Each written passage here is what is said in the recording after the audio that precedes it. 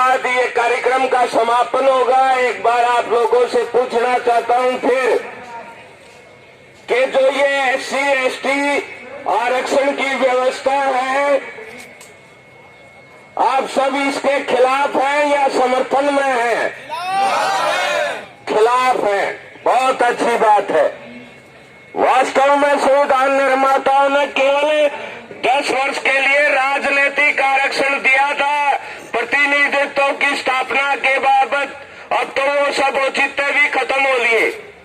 उसके बाद 1990 में इन्होंने 27% OBC के नाम से आरक्षण दिया और जिसमें देश की लगभग 3743 जातियों को 1990 में OBC में शामिल कर 27% आरक्षण दिया, बांट दिए। जैसे अंग्रेज बांटते आ रहे थे, विदेशी शासक बांटते आ रहे थे, वे आज ये मौजूदा शासक भी बांट रहे हैं। तो आप बताइए, आप OBC आरक्षण को चाहते हैं या खत्म करना चाहते हैं? बहुत अच्छी बात। जब SC/ST आरक्षण नहीं तो OBC का आरक्षण भी नहीं होना चाहिए। अब आपने पता होगा कि 3 साल पहले, 2-3 साल पहले इन्होंने और षड्यंत्र रचा कि भाई ये जातिगत आरक्षण विरोधी लामबंद होने लगे हैं, इनको पाड़ो, इनमें फूट डालो, इस आंदोलन को कमजोर करो। और उन्होंने एक सियासत रचा करके EWS इकोनॉमिकली वीकर सेक्शन बना दिया, जिसमें जो अनारक्षित समाज से जितने भी लोग थे उनका दायरा रख दिया 8 लाख सालाना इनकम का। उनको EWS के चक्कर में डाल के और कह दिया कि आप सर्टिफिकेट बनवाते घूमे जाओ। तो EWS आरक्षण देश हित में, जनहित में है क्या? खत्म होना चाहिए कि नहीं होना चाहिए? तो साथियों, ये लड़ाई छोटी लड़ाई नहीं है। आज सब जो है अपने लिए, अपने स्वार्थ में, और आप जो आवाज उठा रहे हैं वो देश हित में है, जनहित में है। ये तमाम चीजें खत्म होंगी। SC/ST, OBC, EWS, अल्पसंख्यक आदि के नाम से जो भी आरक्षण की व्यवस्था है, आपने मदद करनी है तो केवल और केवल गरीब आदमी को, चाहे किसी भी जाति, धर्म, मजहब, संप्रदाय से है, जिसको आजीविका का कोई साधन नहीं है, उसको आप केवल और केवल आर्थिक, जरूरी आर्थिक मदद करो। किसी तरह का शिक्षा, चिकित्सा, रोजगार, पदोन्नतियों में आरक्षण बिल्कुल मंजूर नहीं। सही बात है, गलत बात है? हाथ उठा करके समर्थन करो साथियों। तो हमने 2 अक्टूबर का जो समय, 15 अगस्त 2023 तक का समय दिया है। कम समय नहीं है साथियों। 1 साल 10 महीने, लगभग 10 महीने का समय है, कम तो नहीं है। अगर जो कहते हो तो और दे दें। नहीं, बहुत है भाई। 75 वर्षों से देश का भट्ठा कर दिया इन लोगों ने। गुमराह कर रहे हैं कि इसको हम आत्मनिर्भर भारत बनाएंगे, स्वावलंबी भारत बनाएंगे, लेकिन आरक्षण की मौजूदा व्यवस्था के रहते, SC/ST एक्ट के रहते, समृद्ध, खुशहाल, स्वावलंबी, आत्मनिर्भर भारत की कल्पना बिल्कुल बेमानी है। साथियों, हम सब इसका विरोध करते हैं।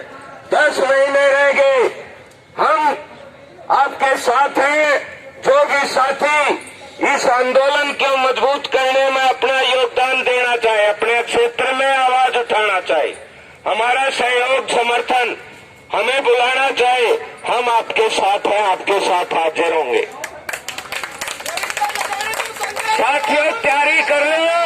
1 साल का समय और इस सरकार से, आज इस पवित्र धरती से, ऐतिहासिक जंतर मंत्र की धरती से हम कह के जाना चाहते हैं कि इन आरक्षण विरोधियों की बात को आप अब नजरअंदाज मत करना, गंभीरता के साथ लेना और आरक्षण की मौजूदा व्यवस्था को समाप्त कर देना।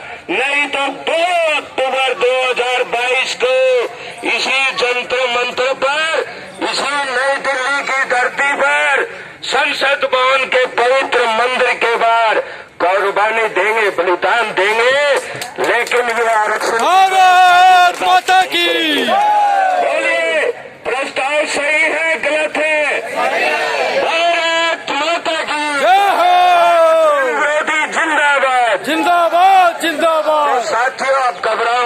साथी साथी युवा हताश नहीं होना। सुबह आप लोगों ने आपके जो प्रयास हैं वो रंग लेंगे, लेकिन इतना ध्यान कर लो कि आप ये केवल अपने लिए नहीं, हम कई बार कहते जैसे सरकार तोड़ना चाहती है वैसे हम टूटे। पीछे मैंने ट्विटर पर ट्रेंड देख रहा हूं, ईडब्ल्यूएस को 30% करो, ईडब्ल्यूएस को 40%। अरे ऐसा ही तो सरकार चाहती है कि ये ऐसे बटे रहे, लगे रहे।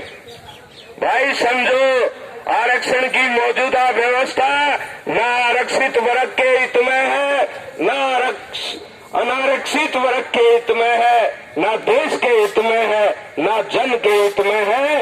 इसका पुरजोर विरोध करना है और समृद्ध, खुशहाल, अखंड और विकसित भारत का निर्माण, जिसकी नींव आज बढ़ चुकी है और हम सब उस नींव के पत्थर है कि नहीं है।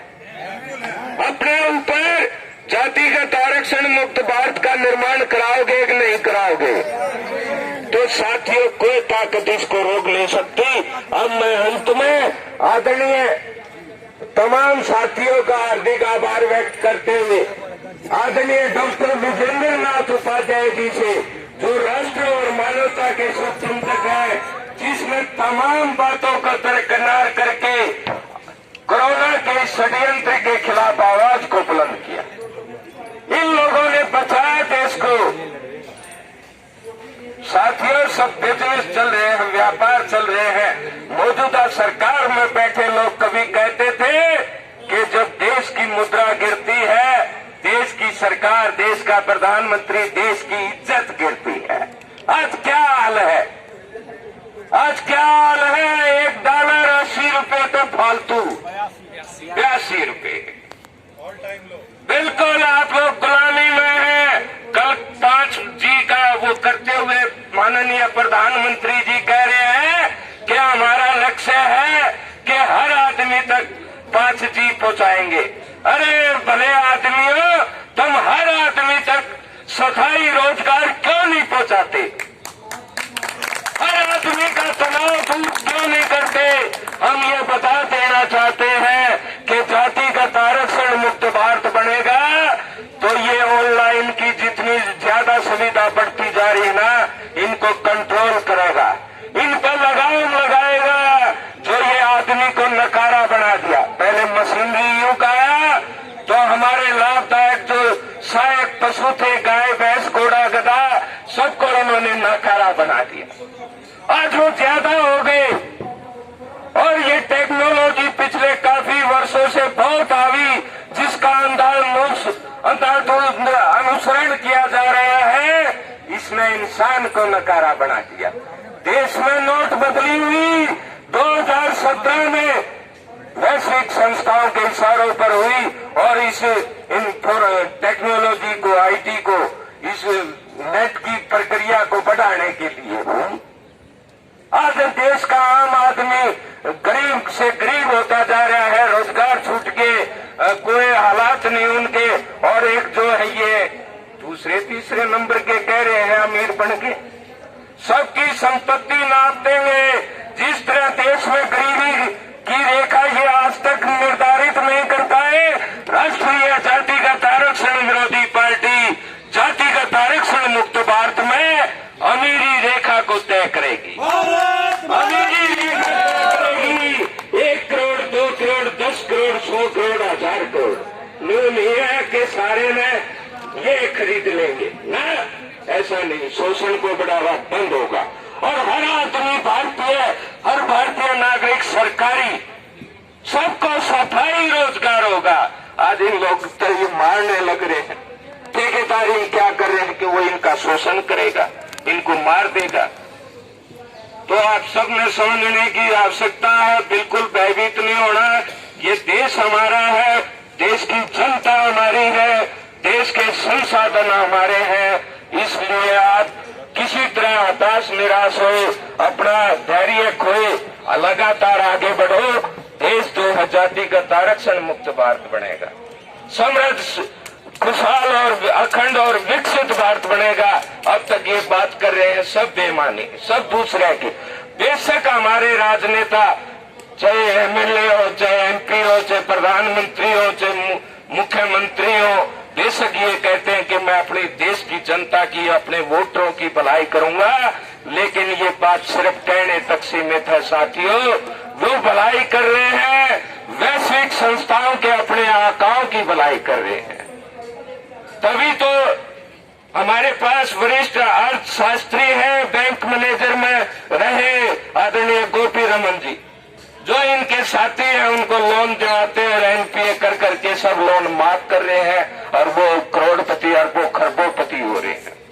तो इन सब बातों पर आप गंभीरता से विचार करें। आपने बहुत समय दिया है, आप द्वारा दिया गया समय जातिगत आरक्षण मुक्त, समृद्ध, खुशहाल, अखंड और विकसित भारत के निर्माण में बहुत बड़ा योगदान होगा। हमारी ये लड़ाई किसी आरक्षित या किसी दलित या दूसरे साथियों के खिलाफ बिल्कुल नहीं, हमारी ये लड़ाई इस जन विरोधी व्यवस्था के खिलाफ है। आरक्षण की मौजूदा व्यवस्था न दलित के हित में है, न आरक्षित के हित में है, न अनारक्षित के हित में है, न श्रवण के में है, न जनरल के में है, किसी के में नहीं। तो साथियों, आपका बहुत बहुत आभार। एक नारा लगाऊंगा, फिर प्रार्थना करूंगा आदरणीय डॉक्टर विजेंद्र नाथ उपाध्याय जी से, वो अपने संबोधन से अपने साथियों में का हौसला अफजाई करें, उनका मार्गदर्शन करें। और जिस तरह से ये राजनेता कहते रहे हैं, पीछे कई खबर देखते थे कि कोई माई का लाल आरक्षण की व्यवस्था को खत्म नहीं कर सकता। आज इस जंतर मंत्र की पवित्र धरती पर आप सबकी भागीदारी में, आप सबके साक्षी मान करके हम ये कहते हैं कि 2024 के बाद आरक्षण की व्यवस्था को कोई माई का लाल देश में रख नहीं सकता।